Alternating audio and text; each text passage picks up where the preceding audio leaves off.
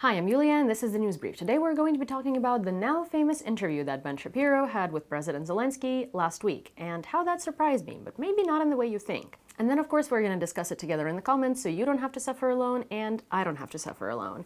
So, of course, please leave your questions, suggestions, constructive criticism, anything on your mind down below, so I can read it and we can communicate. Let's go. Last week, the now famous interview between Ben Shapiro and President Zelensky dropped on Ben Shapiro's channel. And given that there was already a very conservative far-right commentator coming to Ukraine conducting an interview with President Zelensky, Lex Fridman, I was very skeptical.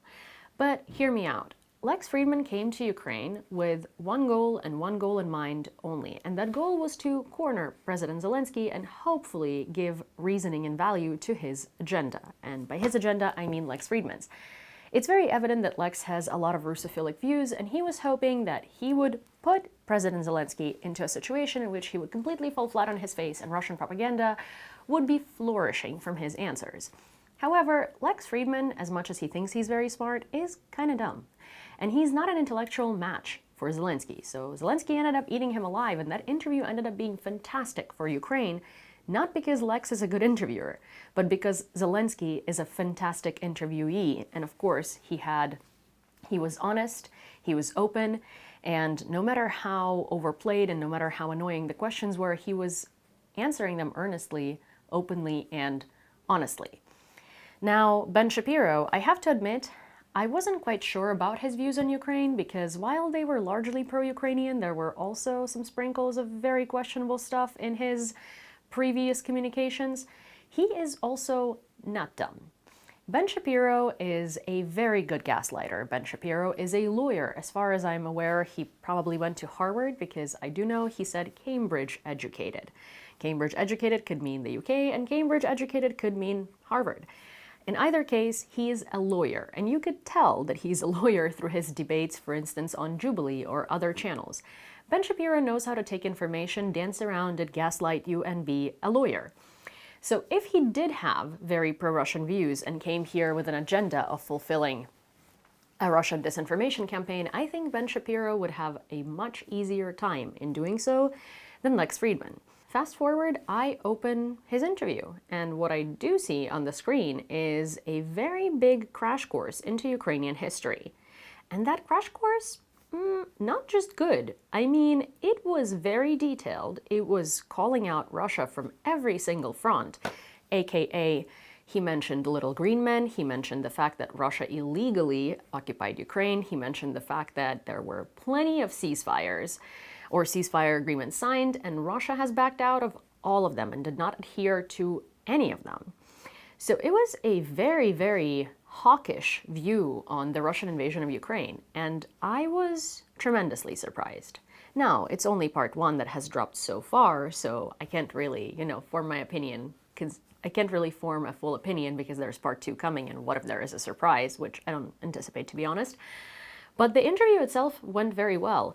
Ben Shapiro did ask a lot of really difficult questions. He asked about corruption, he asked about the money coming to Ukraine. However, I mean, that one he was a little uneducated on because he asked about an audit, if there was a possibility of doing an audit, and there are audits being done like every, 3 to 4 months or so.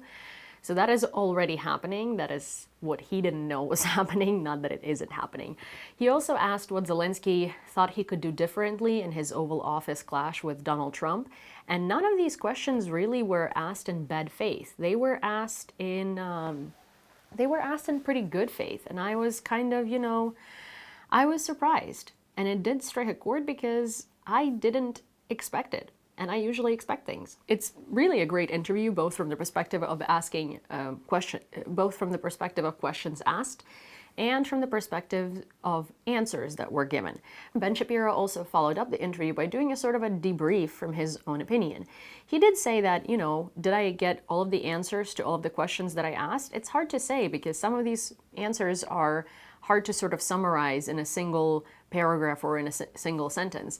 Do I think President Zelensky is being honest and truthful? Yes. He did say one very good thing, that, Americans have this view that if Our allies are not perfect. We should abandon them. He brought up Afghanistan. He brought up a lot of different situations. And he said, you know, we abandoned them because they were far from perfect. And then they really fell into the trap of being taken over by the power that we were trying to fight. And Ukraine isn't perfect. No one's perfect. We're learning, but we should be looking at what the country is striving to become and what the country is doing to become that. He did mention that there were lots of very bad people involved in Afghanistan on both sides, as in like on the sides of Americans and on the sides of Afghanistan being our allies. But that doesn't mean that we should be abandoning our ally and our partner and all of the people involved in it just because there are terrible people present or terrible people involved. That's always going to be the case. No one's perfect and no one's ever going to be perfect.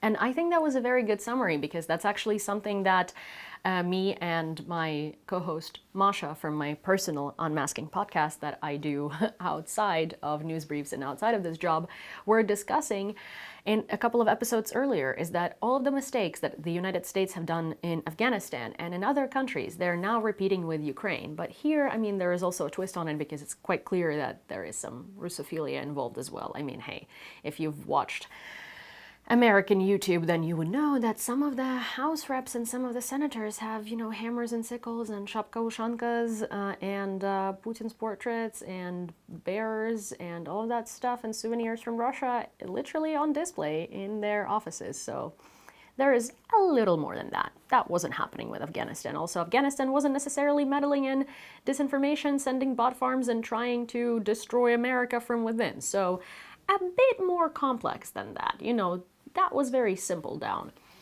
But one thing that really did strike me is Ben Shapiro's attitude to Donald Trump. It's no secret that people like Ben Shapiro, Dave Portnoy, Nick Fuentes, Candace Owens, Joe Rogan, who were really making all of their money on pro-Trump rhetoric and making you and kind of like getting you to vote for Trump. So they made all of their money on getting him elected. Lost a lot of their wealth because of Trump's policies, tariffs, and economic plans. So they have spoken out against him, right? Multiple times at this point, which are the most uncanny people to speak out against him. So, I mean, you really do know that you fucked up when the worst people you know start speaking out against you, especially the people that were your staunchest supporters. So that also echoed his grudge on Trump, and his changed view on Trump's presidency did echo through his interview with Zelensky. Because in the first couple of minutes of the interview, when he was giving a crash course on the invasion of Ukraine, he did also mention that Trump's attitude and policy towards how he handles Ukraine is really wrong. And there are lots of contradictory statements and meltdowns that he's sort of going through on Truth Social that really aren't helping the case and are not good. He did specifically mention that Trump recently said, oh, it's not like I'm forcing Zelensky to recognize Crimea as Russian. And Ben Shapiro called him out because he did say that earlier on Truth Social. Trump did say that, you know, Zelensky refusing to ever recognize Crimea as Russian and verbally consistently repeating it is really bad for the negotiations process, and he was scolding Zelensky. So Shapiro did say, well, if you're not trying to force Zelensky or Ukraine into surrendering Crimea, why is it bad? Why are you talking about Crimea at all? He did call out Trump a couple of times in that segment, and it was very evident that for one, there is a grudge, for two, disappointment, and for three, he really doesn't agree with President Trump's handling of the situation in Ukraine. On multiple other occasions, Ben Shapiro did say that he was against the slow-walking aid to Ukraine that the Biden administration was participating in. So I'm wondering why he is not a lot more outspoken on not the slow walking of aid, but really the blocking of Ukrainian victory and Ukrainian success that's happening on the Trump's administration behalf, or why he isn't calling out the Republicans who were not slow walking aid to Ukraine, but blocking aid to Ukraine during the Biden administration. So all in all, it was a really good interview, and I do recommend that you watch it. It's a very educational, very interesting piece, and Zelensky's answers, as per usual, do shine. However, with all that said, I fully understand how complimentary I was to Ben Shapiro throughout this entire episode. That doesn't change the fact that I think he's a horrendous human being and his views are awful and outdated. You know, he's one of those people who thinks that a woman who was essayed or sexually assaulted and got pregnant should give birth no matter what. He's one of those people who's advocated to implement laws that now result in deaths of American women. He is, a patron of patriarchy. He's a patron of conservatism. He's a patron of somehow installing theocracy in the United States, even though he himself is Jewish. And he hates DEI and everything that it stands for and represents, yet DEI also includes him being able to wear a yarmulke or a kippah and not be judged for it. Anyways, very contradictory. And I do think that Ben Shapiro is very smart, and, the question stands, how can someone who's this smart vote for Trump, right? He must not be that smart. No, I mean, he must be smart, because what he thought was going to happen is that he was going to be the exception, just like Joe Rogan, Dave Portnoy, and other people who were supporting Trump, right? Which, by the way, all of those people have Slavic roots except for Nick Fuentes and Candace Owens. Funny. Anyways, so Ben Shapiro thought that he was going to accumulate a ridiculous amount of wealth by supporting Trump. And then those policies kind of hit him in the face, because he did realize that he's just like everyone else, not Trump's billionaires, and he's going to continue losing money with Trump's policies and presidency. And that's all I have for you for today.